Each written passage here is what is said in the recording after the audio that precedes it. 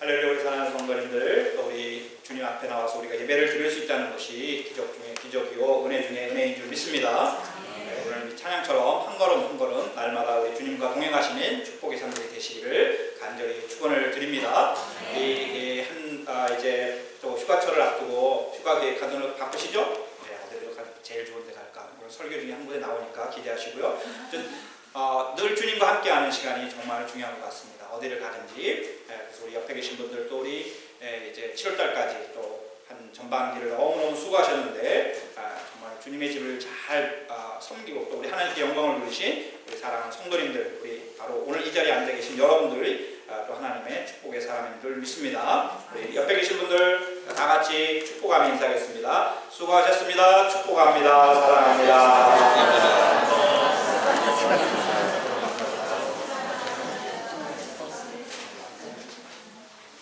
네, 우리 교회는 전 성도님들이 다 이렇게 섬기지 않으면은 이렇게 잘 안 되는 그런 큰 교회는 아니고 작은 교회라고 할 수 있습니다. 그렇지만은 하나님의 사랑의 분량은 어느 교회보다 큰 줄 믿습니다. 오늘 베드로 사도께서 이제 그 터키 지역이죠. 지금은 소아시아 지역에 흩어져 있는 여러 교회들에게 이제 한 편지입니다. 어떤 한 교회를 대상으로 한 편지가 아니고 여러 교회를 향해서 보낸 편지고요. 그리고 이제 그 연세가 많으셔서 아마 이제 보낸 편지 같습니다. 그리고 각 연령별로 이렇게 이제 이렇게 대상들을 향해서 하신 편지 같습니다. 그래서 나는 여러분 가운데 장로에 있는 이들에게 이렇게 하는데 이제 우리 장로님, 우리 김문태 장로님에게 설교나 본문은 아니고요.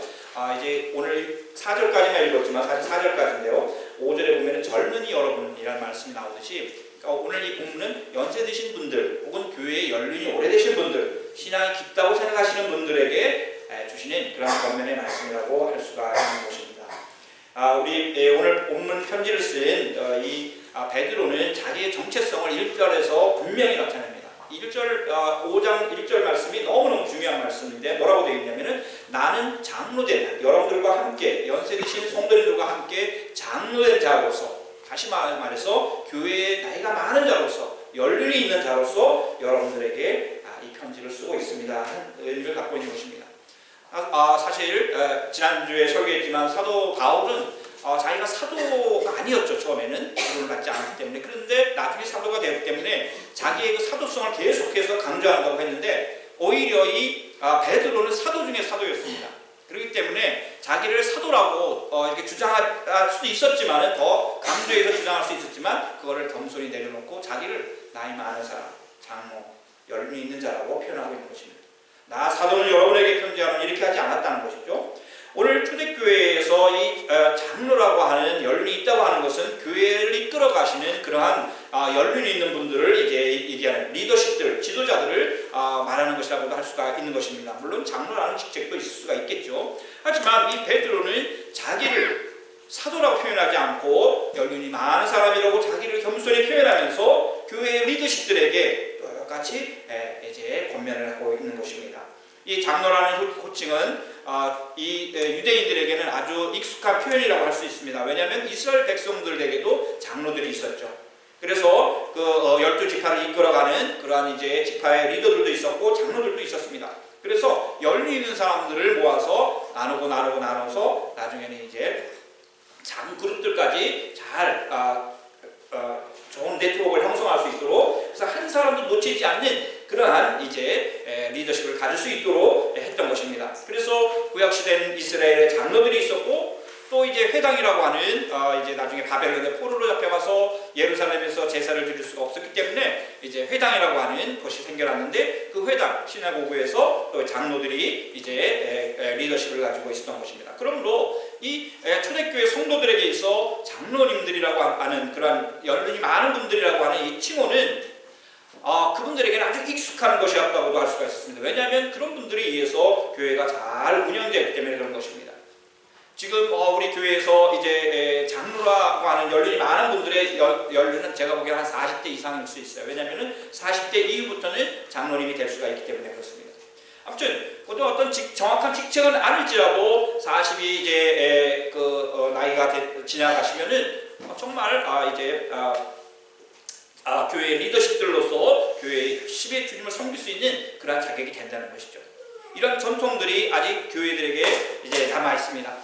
뉘른베르크는 없고 밤베르게는 있는 것 무엇일까 생각해 보면은 교회들도 큰 곳이 많이 있죠. 밤베르게는 주교가 있습니다. 비숍이 있습니다. 그러나 뉘른베르크는 비숍이 없습니다.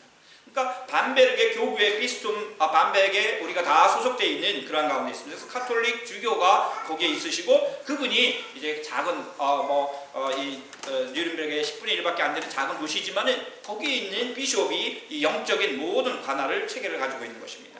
이것은 이제 이 카톨릭 이 유럽의 교회들이 가지고 있는 하나의 교회 정치의 한 구조라고 볼 수가 있는 것입니다. 그러나 이제 또 이제 이렇게 한번 보면은 왜 그럴까 하면은 교회의 오래된 전통 중에 하나가 바로 이 에피스코팔리즘이라고 하는 그 감독 정치였습니다. 다시 말해서 하이어라키를 이뤄가지고 리더십이 위에 있고 거기에 이제 예를 들어서 교황과 카디널과 비숍과 프리스터들이 있고 이제 평신도들이 있는 이런 하이어라키 구조를 가지고 있는데 바로 이런 구조가 감독 정치라고 할 수 있습니다. 그래서 지금 이제 성공회라든지 영국교회라든지 또한 감리교회라든지 또한 이제 루터교회가 바로 그러한 이제 구조를 가지고 있죠.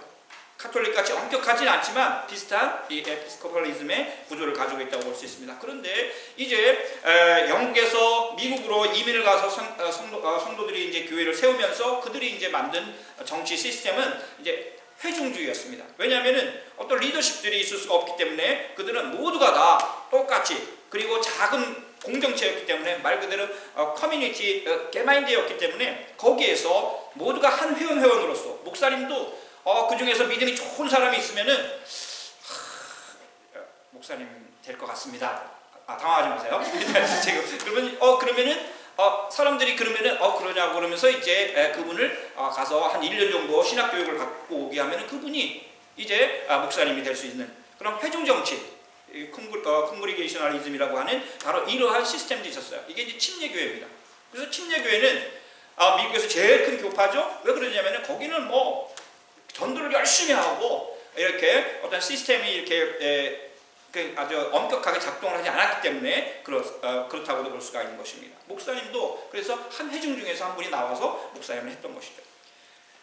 이제 장로교 정치, 장로 정치라는 것도 하나가 있습니다. 이것은 이제 프레스테리아니즘이라고 하는데 이건 뭐냐면은 약간 절충주의 같아요. 그래서 위에서 어떻게 내려오는 것도 아니고 그 성도님들 중에서 이제 장로님을 선택하기도 하고 또 목사님은 가르치는 장로로서 이제 신학교육을 7년 정도 받으시고 목사로서 한 2년 정도 훈련을 받으시고 또 이렇게 하신 분들을 이제 청빙을 하게 됩니다. 청빙이라고 하는 것은 뭐냐면은 모시는 거예요, 말 그대로. 목사님이 어느 분이 계시다고 하면 그분을 우리의 목사님으로 우리의 목자로 모시겠습니다 하는 그런 형태가 이제 청빙이 됐던 것입니다. 뭐 내가 그 교회 가고 싶어야 해서 되는 그런 구조, 지금같이 무슨 뭐 원서를 내고 뭐 심사를 하고 이런 타락된 구조로 이제 가는 거는 장로 정치는 아니었습니다.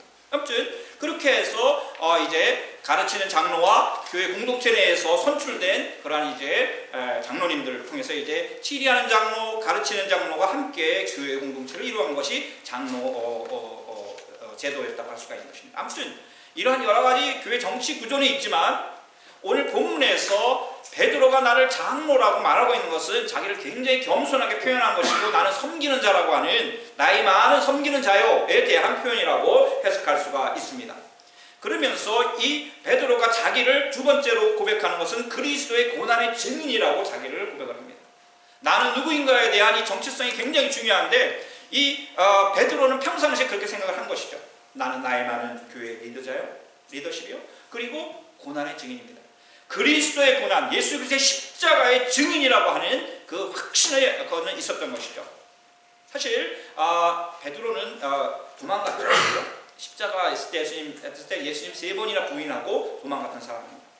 그렇지만 그가 오순절 마가의 다락방에서 성령을 체험하고는 그 십자가의 그 은혜를 다시 한번 이제 깊이 이제 경험하게 된 거죠. 새롭게 깨닫게 된 거죠. 그리고 회개하고 이제 초대교회의 리더가 되었던 것입니다. 그래서 나는 예수 그리스도의 십자가를 전하는 사람이라고 하는 이 사도행전 1장 8절에 나오는 증인이라고 하는 바로 그 순교자의 길을 갈 거라고 하는 그 마음이 이 고백 속에 나타나 있습니다. 그리고 세 번째로 1장 3절에 나타나는 것은 영광에 참여할 자라고 하는 것입니다. 영광에 참여할 자라고 하는. 그러니까 오늘 본문의 설교의 제목을 영광으로 생각한 것은 바로 이 영광, 4절에 나오는 영광의 면류관과 상통한다고 할 수가 있는 것입니다. 여러분들 이제 우리가 베드로를 생각할 때 여러분들 베드로가 어떻게 십자가에서 돌아가셨죠? 로마에 많이 가셨죠, 여러분들? 로마에 가서 더위만 먹고 오신 거 아니죠? 로마에 가면은 베드로 성당도 가야 되고 또 카타콤브도 가야 되고 오늘 베드로가 어떻게 이제 십자가에서 못 박혀 죽을 수밖에 없었던가 하는 바로 그 결정적인 장면이 나오는데 이제 이 베드로가 저는 베드로가 어떻게 로마에 갔는지 모르겠어요. 예루살렘에서 잘 지내고 예루살렘에서 리더로서 정말 유대인의 구원을 위해서 열심히 사역을 했을 텐데 어떻게 로마로 가는지 모르겠어요.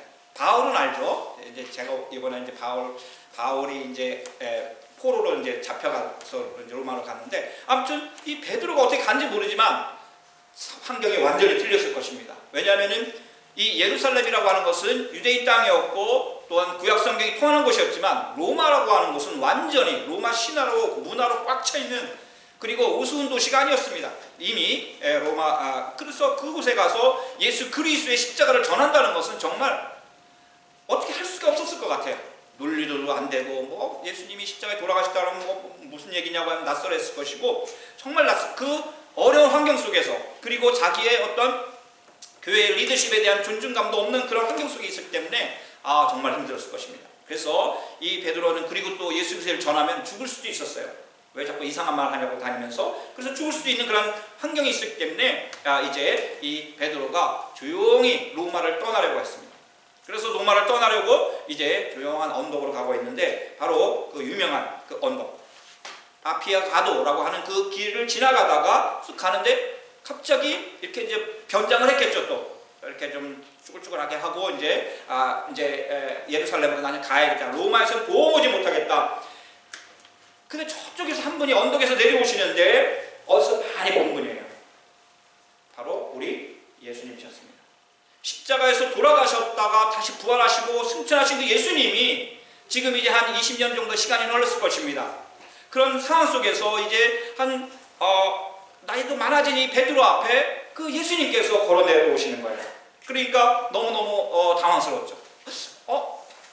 그러면서 쿠어바데이스 도미네 주님 어디로 가십니까? 라고 그 예수님께 말을 건넸어요. 이상하지 않습니까? 예수님은 아마 그대로 있었을 거예요. 30세 정도. 그리고 이 베드로는 지금 이제 5, 60세가 되었을 그 연로한 나이였는데 그 주님을 바라보면서 주님 나의 주님이시여 어디로 가십니까? 라고 물었습니다. 그때 우리 예수님께서 뭐라고 말씀하시냐면은 베드로를 찾아보면서 베드로야 나는 다시 죽으려고 로마로 내려간다 이렇게 말씀하십니다. 십자가에 못 박혀 다시 죽으려고 로마로 내려가는 길이라고 예수님께서 베드로에게 말씀하셨어요. 너무너무 베드로는 놀랐습니다. 주님 십자가에 다시 왜 못 박히시나요? 왜 다시 못 박히시라고 말씀하십니까? 라고 묻자 베드로야 나는 다시 너희들을 위해서 십자가에서 죽을 것이다 라고 대답을 했어요. 그때 이 베드로는 너무너무 깜짝 놀란 것입니다.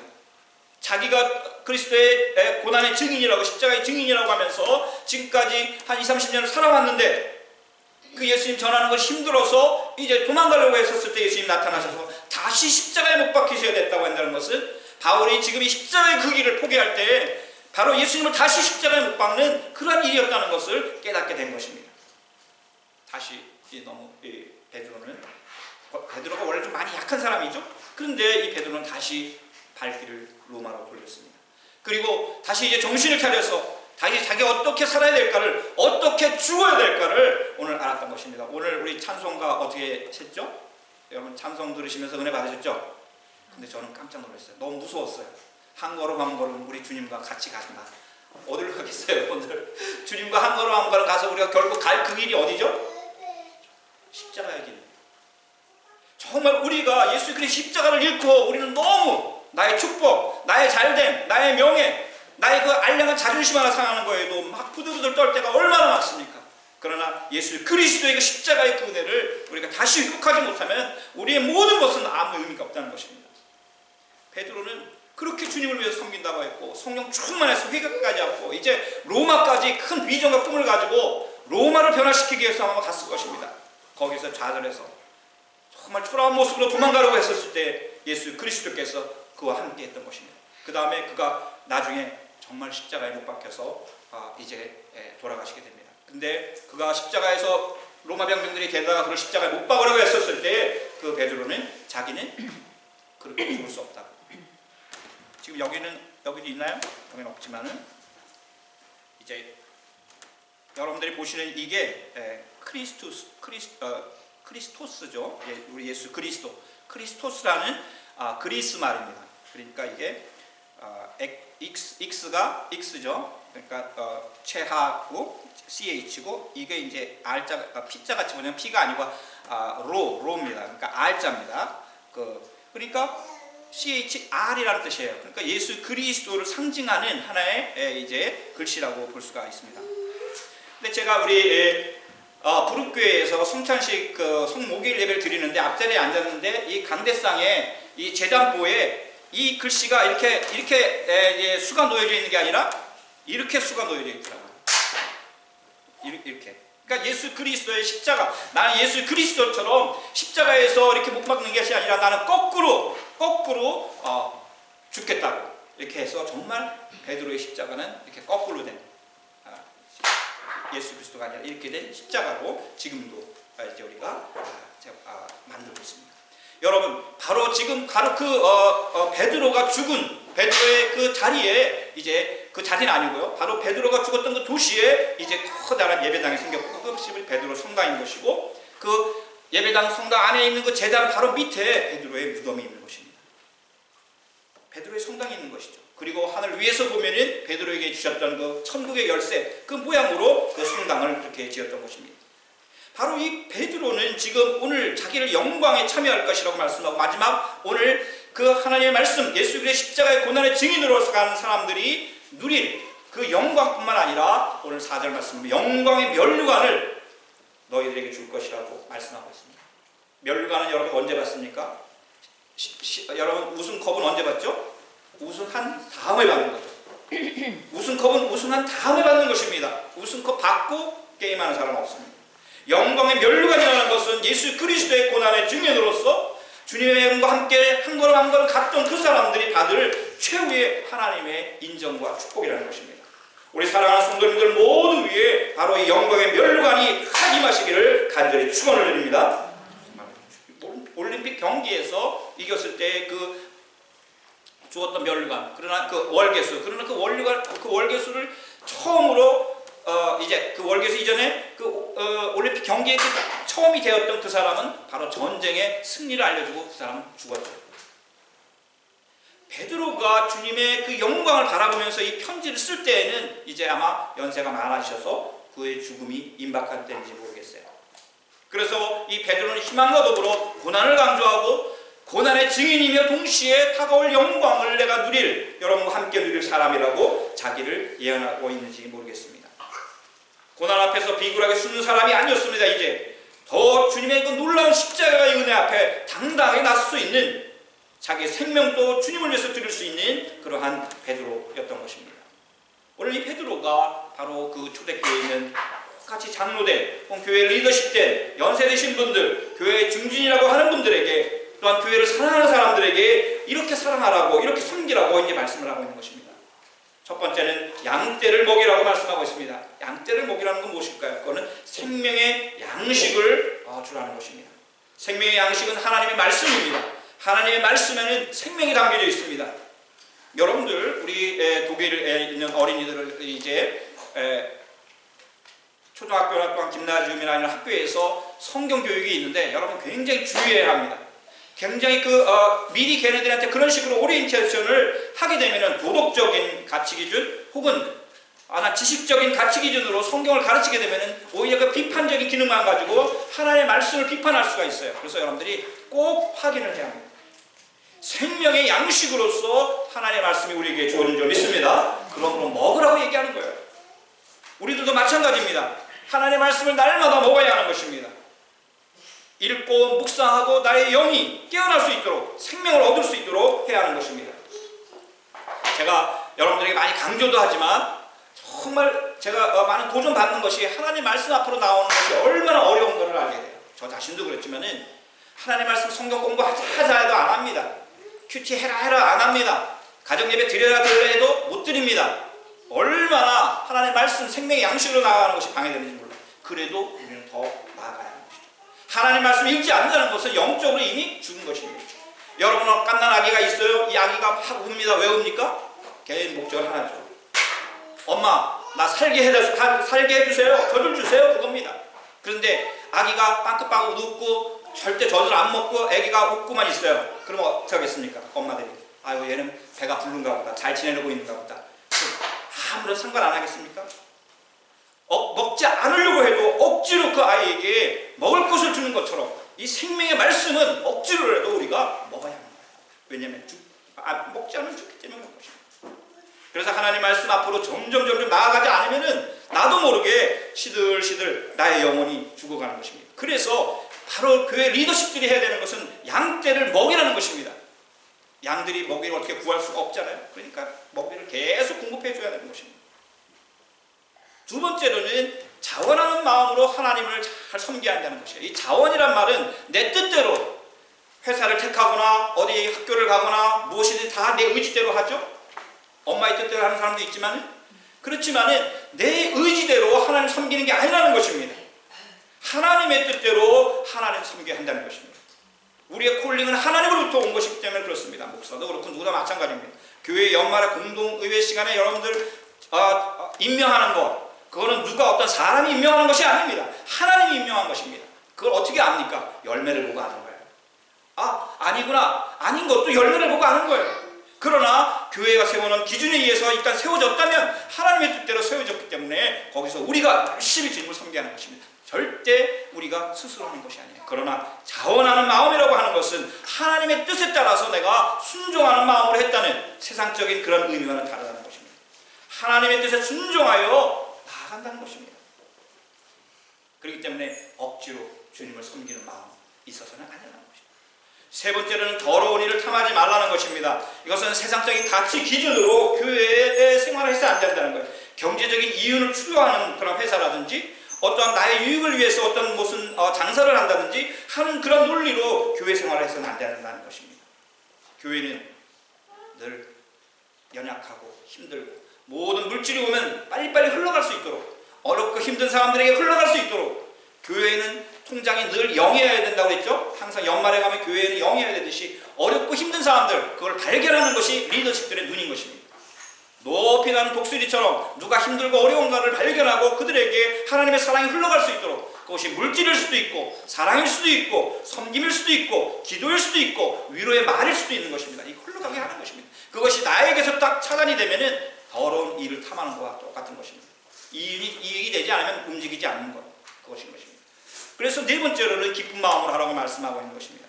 우리 교회의 직분은 영광의 직분이지만 고통스러운 직분입니다. 고난의 직분입니다. 고난의 증인이라고 얘기했어요.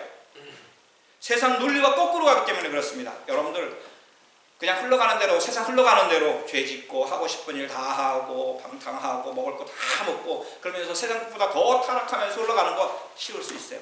편하죠. 어려움이 없습니다. 그런데 그렇게 흘러가다 보면은 종착역은 분명한 것이죠. 지옥이죠. 죽음입니다. 후회할 수 없어요.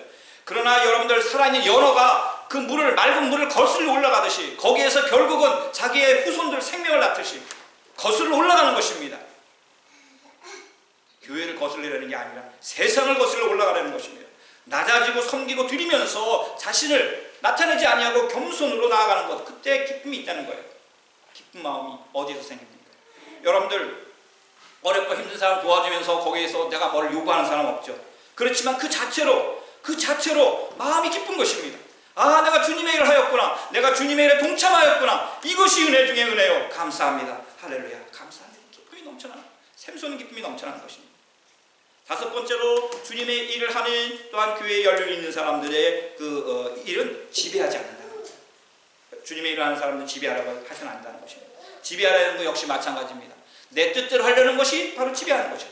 누구를 강요하고 또한 내 생각대로 움직여주지 않으면 막 화를 내는 그런 것들이 바로 이 지배하려는 마음에서 오는 것입니다. 그러므로 바로 교회의 리더십의 아주 중요한 핵심은 섬김의 리더십. 다시 말해서 내가 낮아지고 겸손해지는 겸손한 그런 리더십이라는 것입니다. 다섯 번째는 양떼의 모험이라는 것입니다. 우리 말씀이 5가지 모두를 요약하는 말씀이라고 할 수 있습니다. 여러분들 집에서 동물을 기르시는 분들 계신지 모르겠는데 여러분 양 있죠? 집에? 양 많이 기르시고 여기 양들을 기르시고 계실 거예요. 양들이 여러분들 그 목자를 닮을까요? 안 닮을까요? 양하고 지금 목자는 종이 틀리죠. 종. 사람과 지금 양이에요. 양은 자기 엄마를 닮겠죠. 근데 여러분 안 그렇습니다. 저는 양을 안 길러봤지만 이제 고양이 기르잖아요. 근데 이 고양이가 저는 핥히지 않아요. 어떤 일이 있어도 걔가 와서 저한테 핥히지 않습니다. 이상하지 않아요? 그리고 이 고양이들이 어떻게 와서 애교를 부리고 막 안기고 막 그러잖아요. 이게 뭐냐면 서로 이제 닮아가는 거라고 할 수가 있는 것이죠. 고양이일지라도 종이 다르지만은 아무리 양일지라도 목자가 양을 사랑하고 품어주고 먹을 것을 잔뜩 가져다주고 그러면은 이 양들이 그 목자를 닮아가는 것이고 목자 앞에서 사랑스럽게 되는 것이죠. 여러분들 만약 예를 들어서 목자가 와가지고 양을 막 때리고 먹을 것도 안 주고 화를 내고 이러면 그 양이 어떻게 될까요? 자기 양들한테 가가지고 욕을 닦아주고 하면서 자기도 화를 내고 짜증을 내고 그렇게 할 것입니다. 우리 베드로가 양떼의 본이 되라는 것은 너가 먼저 양으로서 주님의 양으로서 영원한 목자 되시는 우리 예수님의 양으로서 정말 올바르게 올곧게 살아가는 것입니다. 그렇게 본이 되라는 것입니다. 교회의 리더라고 할지라도 먼저 자기 스스로가 온전해지지 않으면 아무 의미가 없다는 것입니다. 오늘 3일째 주일 이제 5번째 주일을 맞이하면서 또한 7월을 맞이해가면서 또한 정말 수고하고 사랑하는 우리 사랑하는 성도들 우리 또한 재직들 모든 분들을 위해 하나님의 놀라운 영광이 풍성하실 줄 믿습니다. 주님께서 주실 영광의 멸관 승자에게 주시는 그 영광의 놀라운 기쁨과 은혜가 우리 사랑하는 성도들과 가득하시고 이제 또한 다가오는 시간 귀한 신을 통해서 또한 회복하시고 또한 하나님 앞에 더 가까이 나아가는 축복의 삶들이 되시기를 예수님의 이름으로 간절히 축원을 드립니다. 아멘. 자비하신 하나님, 베드로의 하나님, 우리 하나님이 되어주심을 감사합니다. 오늘 주신 말씀 또한 다른 사람이 아닌 바로 나에게 주신 말씀으로 받아들이니 주여 이 말씀 다 이루게 하여 주시옵소서. 예수님의 이름으로